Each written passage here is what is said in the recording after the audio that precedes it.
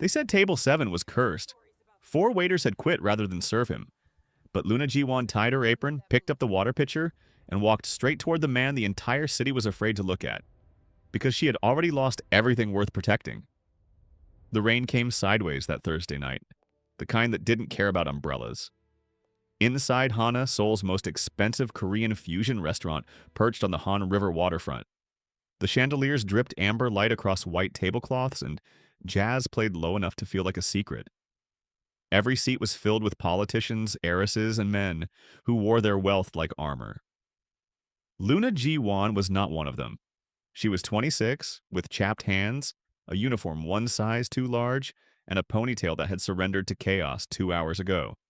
She moved through the dining room like a current, efficient, invisible, unremarkable, exactly how she needed to be. "Luna, table 3's wine is wrong again," hissed Cho, the floor supervisor, materializing at her elbow. "I know, I already replaced it," Luna replied without stopping. "And table 9's kimchi jjigae is on its way out." Cho grabbed her arm, stopping her. His face was pale, paler than usual. "He's coming tonight." Luna looked at him. "Who?" Cho's eyes dropped to the floor as if saying the name aloud might summon something dark. "Table 7, he whispered. The entire kitchen went quiet. A chef paused mid-chop. A dishwasher stopped scrubbing. Even the jazz seemed to dim. Luna knew the name before Cho said it. Everyone in Seoul knew. Seung-hwa Kwon. The doors opened at exactly 8 p.m. No announcement, no noise. Just a shift in the air, like the temperature dropped 3 degrees. 2 massive men entered first, scanning the room with the flat, professional eyes of people who calculated exits before they calculated anything else. Then came Seung-hwa Kwon. He wasn't what Luna expected. No gold chains, no arrogance. He wore a charcoal suit so perfectly fitted it looked architectural. His face was sharp, jawline cut from patience, eyes dark and utterly unreadable. He moved like silence had a shape. The restaurant didn't just quiet, it held its breath. Luna walked forward, water pitcher in hand. He didn't look up as he sat. He never looked at staff. To men like him, servers were wallpaper. "Still or sparkling?" Luna asked, her voice flat. "Bored, almost?" Seung-hwa's hand paused on his menu. He looked up slowly. Most people who approached this table trembled. One had literally dropped everything and walked out mid-shift. But this woman's voice carried no tremor, no performance of fear, just tired, quiet defiance. He studied her. The frayed collar, the dark circles, the jaw set like someone who'd been fighting something long before tonight. "Still," he said, "no ice." "We're out of Evian," Luna said calmly. "I can bring Halasan or you can wait while I check the cellar." His head tilted slightly. Nobody told him they were out of anything. A long silence stretched between them. Then, almost imperceptibly, the corner of his mouth moved. "Halasan is fine." Luna nodded and turned without bowing. She felt his eyes follow her across the room. She didn't know it yet, but that small, unremarkable exchange had just cracked something open in the most dangerous man in Seoul. Head of the Kwon Syndicate. The man who had restructured 3 government contracts, made a police commissioner disappear, and once reportedly sat through an assassination attempt without spilling his soup. "Jae-won called in sick," Cho said, sweating. He's in the bathroom. He won't come out. I need someone for table 7, Luna. You're the only one left." Luna looked toward table 7. It sat in a curved private alcove, half hidden behind frosted glass panels. Already set. Immaculate. Waiting.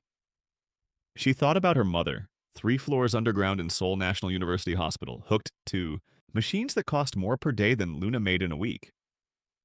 She thought about the medical bill stuffed in her locker. The number had 7 digits. Fear, she had decided long ago, was a luxury she couldn't afford. "Fine," she said, straightening her apron. "But if he doesn't tip, I'm adding it to yours."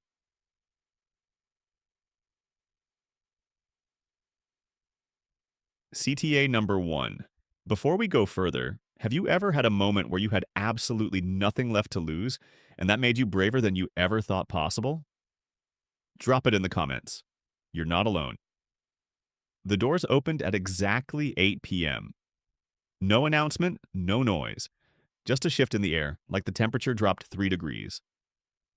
Two massive men entered first, scanning the room with the flat, professional eyes of people who calculated exits before they calculated anything else. Then came Seung-hwa Kwon. He wasn't what Luna expected. No gold chains, no arrogance. He wore a charcoal suit so perfectly fitted it looked architectural. His face was sharp, jawline cut from patience, eyes dark and utterly unreadable. He moved like silence had a shape. The restaurant didn't just quiet. It held its breath. Luna walked forward, water pitcher in hand. He didn't look up as he sat. He never looked at staff. To men like him, servers were wallpaper. Still or sparkling? Luna asked, her voice flat. Bored, almost. Seung-hwa's hand paused on his menu. He looked up slowly. Most people who approached this table trembled. One had literally dropped everything and walked out mid-shift. But this woman's voice carried no tremor, no performance of fear, just tired, quiet defiance. He studied her, the frayed collar, the dark circles, the jaw set like someone who'd been fighting something long before tonight. Still, he said, no ice. We're out of Evian, Luna said calmly. I can bring Halasan or you can wait while I check the cellar. His head tilted slightly. Nobody told him they were out of anything. A long silence stretched between them. Then, almost imperceptibly, the corner of his mouth moved. Halasan is fine. Luna nodded and turned without bowing. She felt his eyes follow her across the room. She didn't know it yet, but that small, unremarkable exchange had just cracked something open in the most dangerous man in Seoul. Luna returned with the water and a composed expression she'd rehearsed 100 times. But the kitchen was chaos. Are you insane? Cho grabbed her the moment she pushed through the service door. You told him you were out of something? You don't tell Kwon Seung-hwa you're out of anything? He's drinking water, Cho. Relax. 3 of his men are at the bar, Cho hissed. 1 is photographing the room. Luna, these people don't eat dinner, they conduct operations. Luna tied a fresh towel to her apron. Then I'll make sure the operations include good service. Back on the floor, she moved efficiently, refilling glasses, delivering orders, always aware of table 7, in her peripheral vision.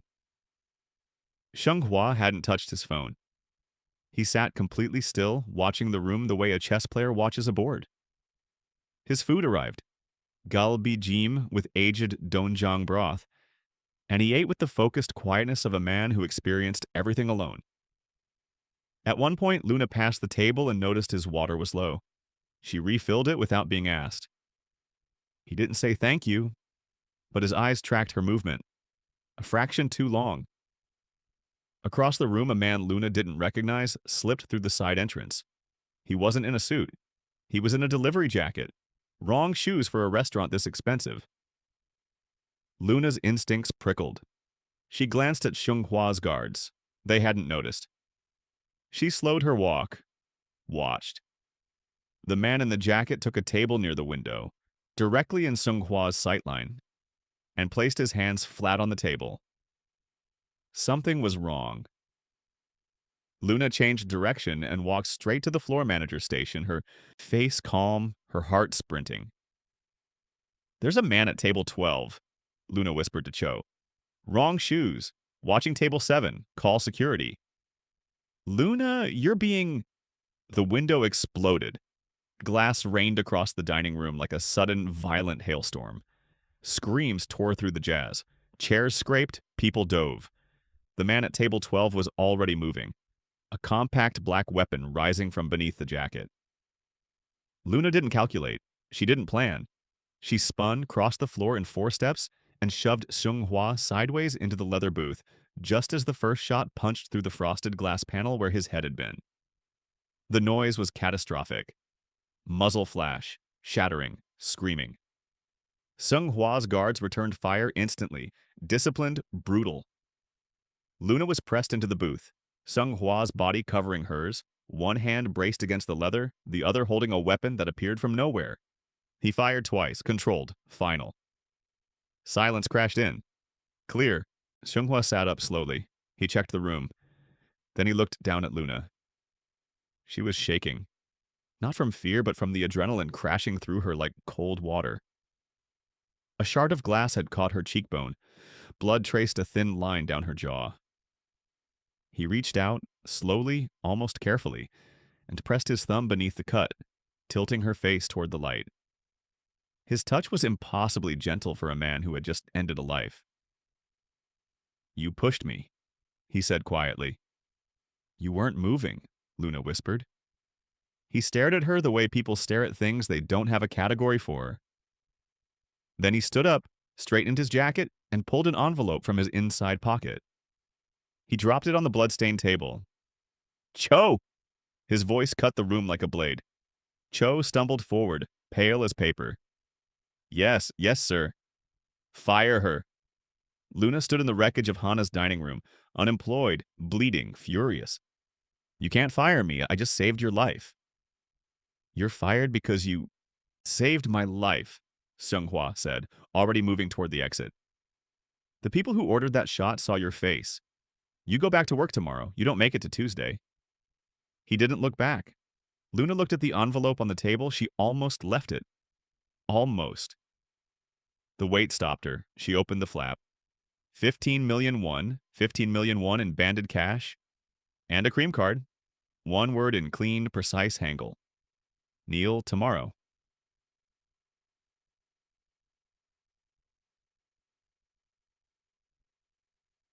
Luna didn't go home. She took the last subway north to Severance Hospital, where her mother, Jisoo, lay in a bed surrounded by machines that breathed for her. She paid 4 months of ICU fees at the billing desk with shaking hands. The cashier looked at the cash, then at Luna's bloody collar. "Rough night?" "Tip," Luna said simply. She sat beside her mother for an hour, held her hand, watched the slow rise and fall of her chest. "I don't know what I walked into, Alma," she whispered. "But I think it's going to change. Everything." At 2 a.m., she dialed the number on the card. It rang once. "Miss Ji-won," a voice answered, deep, measured. "A car is 4 minutes away." "I haven't agreed to anything." "The car is still 4 minutes away." The line went quiet but didn't disconnect. Luna looked out the hospital window at Seoul glittering below. Beautiful, indifferent, enormous. She pulled on her jacket and walked outside. CTA number 2. Here's a question. If someone dangerous offered you safety at a price you couldn't name yet, would you get in the car? Tell us in the comments. Because Luna just did. The Kwan estate sat behind iron gates in the hills above Bukhansan. Stone walls, cedar trees, and the kind of silence that felt curated rather than natural. Luna arrived with one bag. She was met by Director Yoon, Seung Hwa's house director, a composed woman in her 50s who moved like every motion had been rehearsed. "Mr. Kwan has appointed you household manager," Yoon said, leading her through marble corridors. "Your suite is in the east wing, his mother's former room. I'll take a staff room." He anticipated that response, Yoon said without stopping. He said, "Don't insult him." Luna unpacked slowly. The room was beautiful and untouched. Fresh flowers nobody had arranged, books nobody had read, a window overlooking a garden that looked like grief had been planted there. Her duties were exhaustive. She fired the cleaning crew on day 2. One had photographed a document on Sung Hwa's desk. She hired replacements vetted through Yoon. She restocked the kitchen, restructured the wine inventory, and discovered the previous manager had been billing Sung Hwa for premium ingredients while serving him grocery brand substitutions. She fixed it. Quietly, without announcement. She barely saw him. He left before dawn, returned after midnight. The estate ran like a silent machine around an invisible center. Until the 4th night. 3 a.m. Luna came downstairs for water and found Seung-hwa at the kitchen island, still in his dress shirt, jacket discarded, a glass of macchioli untouched in front of him. He looked exhausted in a way that had nothing to do with sleep. "You're supposed to be asleep," he said.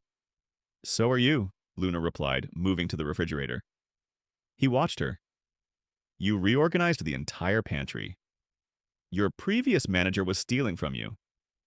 A pause. "I know. Then why did you keep him?" Seung-hwa was quiet for a long moment. "Because," he said finally, "some betrayals are easier to manage than loneliness." Luna stopped moving. It was the most human thing she'd ever heard a dangerous man say. "Have you eaten?" Luna asked. "This morning." "That's not eating. That's existing." She was already at the stove. 15 minutes later, 2 bowls of kimchi ramyeon sat between them. Steam curling, broth blood red, eggs soft in the center. Simple. Honest. Seung-hwa stared at his bowl like it confused him.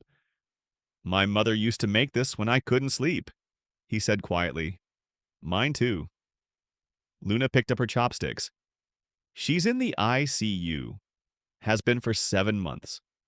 He looked at her sharply. "I know. I know you know. You investigated me before offering the job."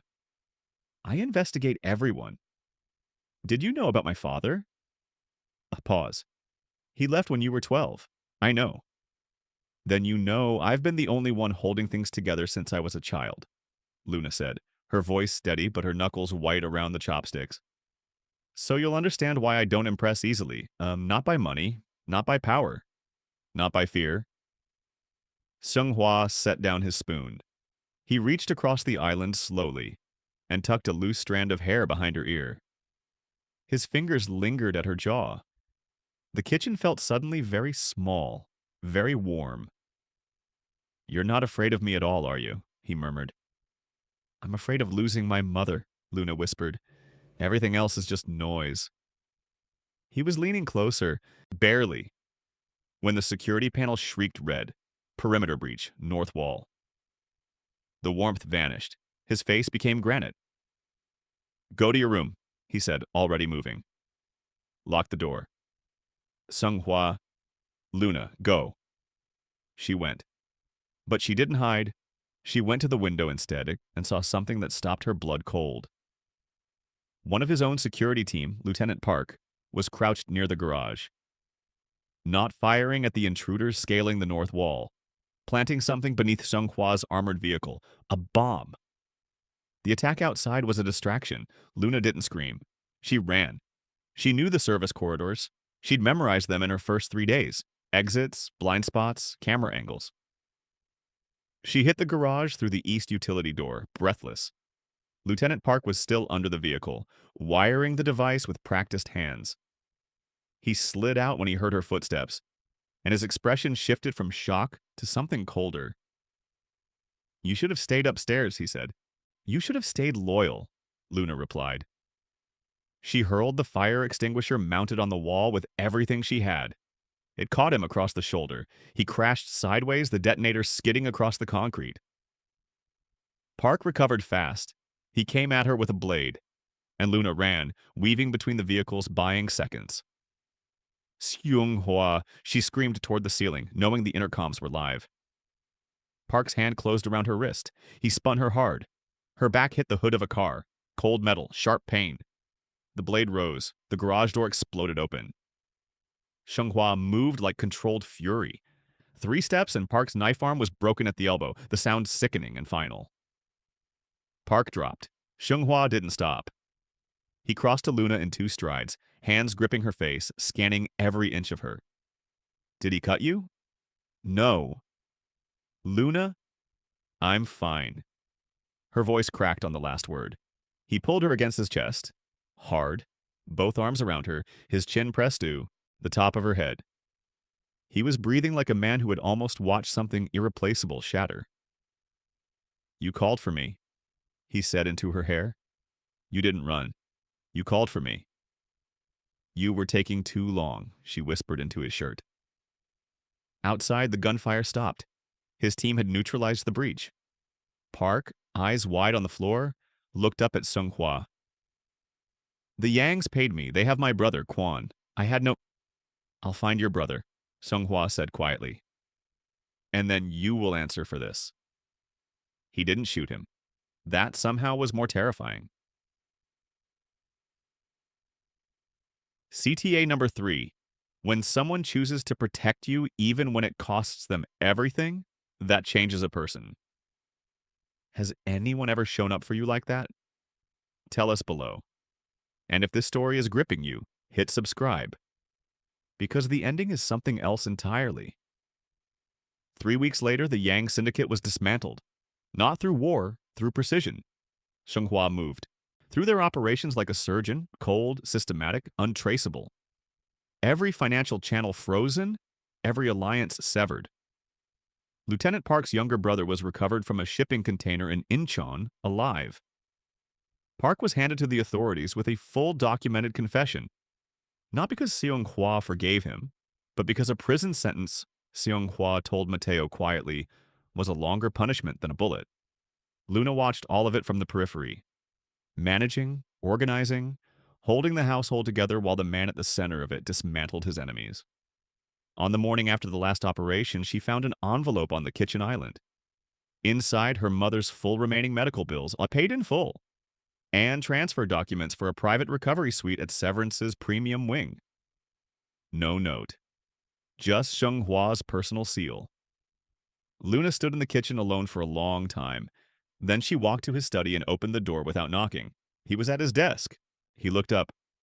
You paid her bills, Luna said. Yes? Why? He set down his pen. Because you spent 7 months watching her fight to stay alive, while you held everything else together alone. You deserve to stop carrying that. Luna's throat tightened. I don't want your money, Sung Hwa. I know, he said quietly. That's the only reason I trust you with it. She crossed the room. She placed both hands on his desk and leaned forward. I want to stop being the household manager. He held her gaze. What do you want to be? At the table, she said. Not serving it, not managing it, at it, with you. Seung Hwa Kwon, the man who had never in his entire life let anyone close enough to matter, stood up slowly. He walked around the desk. He stopped in front of her. He lifted her chin with one finger the same way he had the night she stitched his memory back together over ramyeon. You've been at the table since the night you didn't flinch, he said. I just needed you to know it. He kissed her. Not like a man who owned things. Like a man who had finally found the one thing he hadn't known he was looking for. 2 months later, Ji-soo, Luna's mother, woke from the induced coma. The first face she saw was Luna's. The second was a quiet, sharply dressed man sitting in the corner chair, who had apparently been there every morning for 2 weeks, reading paperwork while Luna slept. Ji-soo looked at her daughter. Who is that? Luna smiled, the kind of smile that had been missing from her face for years. Someone who doesn't know how to announce himself properly. Sung Hwa looked up from his papers. She means I'm the one paying for the room. He means he's terrified of you, Luna told her mother. Jisoo studied him for a long, quiet moment. Are you good to her? She asked. Sung Hwa put down his papers. I'm learning, he said honestly. She makes it difficult to be anything less. Jisoo looked at her, daughter again. Luna shrugged, eyes glistening. I know, Amma, I know.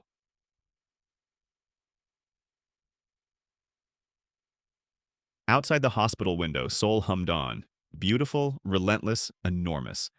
And somewhere across the city, Hana Restaurant had a new plaque on its reserved booth. Table 7. No longer the table everyone feared. Now the table where a waitress once picked up a water pitcher, walked toward the most dangerous man in Seoul, and changed both their lives forever. Not because she was brave, because she had nothing left to lose. And somehow, in losing everything, she found the one thing that was always meant to be hers. Some people enter your life like a storm, and some enter like a quiet Thursday night. The ones who stay, they're the ones who chose you when they didn't have to. End.